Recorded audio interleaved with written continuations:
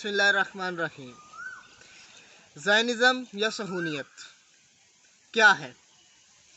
ये टर्म 1885 में Nathan brown ने एक बिब्लिकल लफ्ज़ ज़ायन से अख़ज़ की और इसका मतलब फ़लस्तीन में यहूदियों की आबादकारी तजवीज़ किया गया।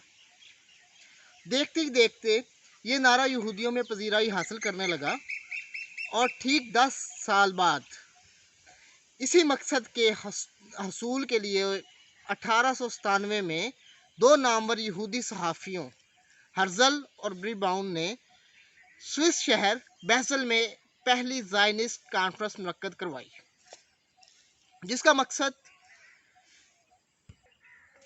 फ़लस्तीन को एक ज़ायनिस्ट स्टेट बनाना था।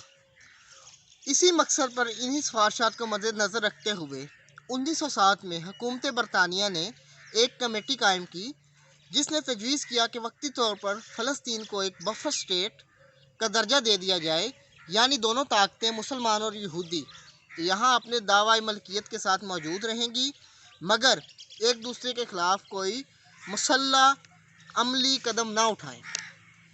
इस स्टेप का मकसद इलाके को दो ग्रोहों में तकसीम करके बरतानवी असर व रसूख को बढ़ाना था। 1907 में एक बरतानवी ज़ायनिस्ट केमिस्ट हाइम वाइज़मैन ने पहली बार फ़लस्तीन का दौरा करते हुए जोफ़ा के मुकाम पर एक कंपनी की बुनियाद रखी, जिसका मकसद डेवलपमेंट के नाम पर फ़लस्तीन पर कब्ज़ा जमाना था। बिल्कुल इसी तरह जिस तरह 1600 में ईस्ट इंडिया कंपनी तजारत के नाम पर हिंदुस्तान में दाखिल हुई और फिर देखते ही देखते पूरे हिंदुस्तान पर इसने अपनी धौंस और तसल्लुत कायम किया।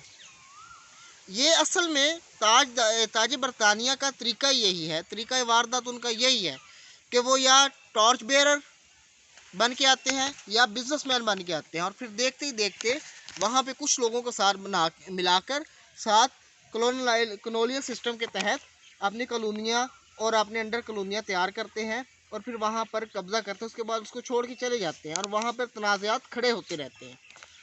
ये आज फ़लस्तीन इसराइल कैसे बना, इस सिलसिले की दूसरी नशिस्त थी।